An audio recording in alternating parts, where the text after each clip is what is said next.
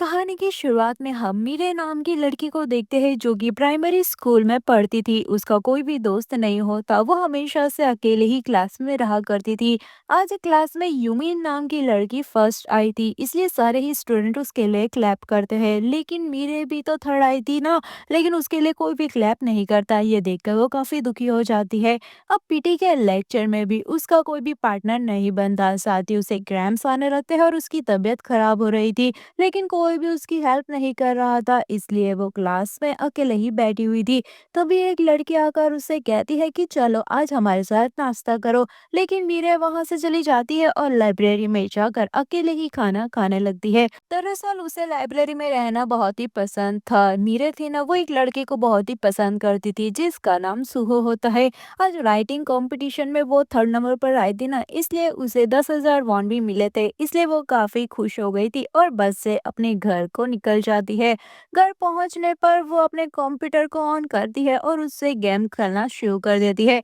और गेम खेलते हुए कहाँ सुबह से शाम निकल जाती है, उसे खबर तक नहीं लगती। उसके डैड घर आ जाते हैं और वो काफी ज्यादा घबरा जाती है, क्योंकि असल में यहाँ पर उसके डैड बहुत ही ज्यादा ड्रिंक किया करते थे। और ड्रिंक करने के बाद वो उसे बहुत ही मारते थे। वो जैसे ही अंदर आए ना, तो वो एक कमरे में जाकर छुप जाती है। थोड़ी ही देर के बाद वो बाथरूम में जाती है तो अचानक उसे किसी के आने की आहट सुनाई देती है। उसे लगता है कि उसके पापा वापस आ गए हैं, इसलिए वो जल्दी से लाइट बंद करके छुप जाती है। लेकिन असल में वहां तो उसकी मॉम आई थी। वो लोग असल में बहुत ही गरीब थे, इसके लिए उसकी मॉम 24/7 जॉब पर ही वक्त बिताती थी। खैर, अब अगले दिन जो लड़की क्लास पे फर्स्ट आई थी ना, यूमिन, वो मेरे से कहती है कि मैं फर्स्ट आई हूँ, लेकिन तुम भी तो थर्ड पोजीशन पर आई हो ना, तुम्हें भी स्टोरी राइटिंग बहुत ही अच्छे से आती है। जहाँ मीरे अपनी लिखी हुई कहानियां उसे बताती है, जिसे पढ़कर वो कहती है कि तुम तो जीनियस हो, ऐसी कहानी मैं कभी भी नहीं लिख सकती। जिसके बाद क्लास में उनका एंटरटेनमेंट का लेक्चर होता है, जहाँ सारे ही लोग बाहर खेलने के लिए चले जाते हैं। सिर्फ मीरे और उसका क्रश ही वहां पर रुके हुए थे और वो दोनों मूवी देखने का डिसाइड करते हैं। मीरा उससे बात करने में बहुत ही ज्यादा घबरा रही थी, क्योंकि उसे आज तक किसी भी लड़के से बात नहीं की थी। खैर, अब अगले दिन ग्रुप प्रोजेक्ट के लिए सबके नाम अनाउंस होते हैं, जहां मीरे यूमिन के ग्रुप में सिलेक्ट हो जाती है, जहां उसका क्रश भी मौजूद था। ग्रुप में ज्वाइन वो सब हुए थे। अब यूमिन सबको अपने घर ले जाती है, जहां पर वो लोग प्रोजेक्ट के लिए सारे ही चीजें इकट्ठा कर रहे थे।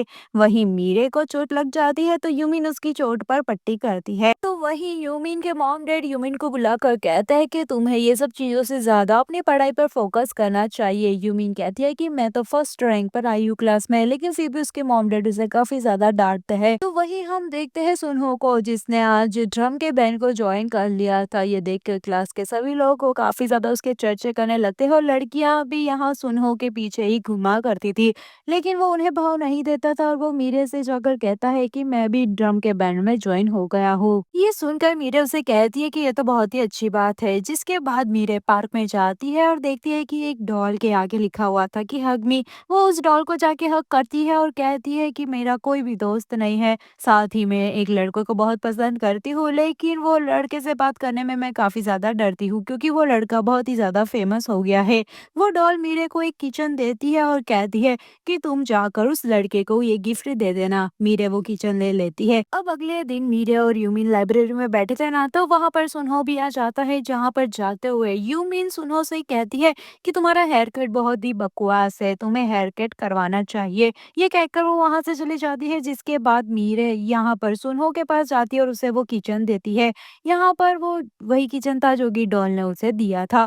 ये किचन देखकर सुनो काफी ज्यादा खुश हो जाता है और वो उसे कहता है कि तुम काफी अच्छी स्टोरीज लिखती हो, तुम्हें तो नेशनल में पार्टिसिपेट करना चाहिए। साथ ही वो उसे कहता है कि मैं कल फ्री हूँ, तो हम सिटी घूमने के लिए चलेंगे। मीरे काफी ज्यादा खुश हो जाती है। वो जाकर उस डॉल से मिलती है और उसे कहती है कि तुम्हारा एक दिया हुआ गिफ्ट उसे बहुत ही ज्यादा पसंद आया। अब अगले दिन क्लास में पीटी के लेक्चर में यूमिन मीरे को ही अपना पार्टनर चूज करती है। जिसके बाद मीरे सुनहो को देखती है, तो उसने न्यू हेयर कट करवाया था। ये देखकर वो समझ जाती है कि सुनहो तो यूमिन को इम्प्रेस करने के चक्कर में है, क्योंकि उसके कहने पर ही उसने अपने बालों को कटवाया था। अब मीरे और यूमिन ने अपनी अपनी स्टोरी सबमिट की थी, लेकिन दोनों की स्टोरी एकदम कॉपी थी, यानी कि सेम थी। ये देखकर प्रोफेसर मीरे से कहता है कि तुमने यूमिन की कॉपी की है। ये सुनकर मीरे कहती है कि नहीं सर, मैंने उसकी नहीं बल्कि उसने मेरी नकल की है। लेकिन उसकी बात पर कोई भी यकीन नहीं करता और सभी उसे चिढ़ाने लगते हैं, जिससे कि वो बहुत ही ज़्यादा दुखी हो जाती है। सब उसे चीटर कहने लगते हैं और उसे वॉशरूम में भी बंद कर दिया जाता है।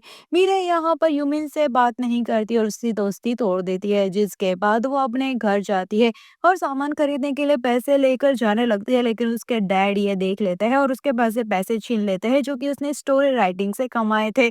यहाँ पर अब ये सबसे मीरे बहुत ही ज़्यादा परेशान हो जाती है और भागते हुए पार्क में जाती है। वो उसी डॉल को गले लगाना चाहती थी। यहाँ पर वो देखती है कि वो डॉल तो कोई लड़की नहीं बल्कि लड़का थी और उसका नाम यूहिना था। वो यूहिना से कहती है कि मैं मर जाना चाहती हूँ क्योंकि कोई भी मेरी परवाह नहीं करता।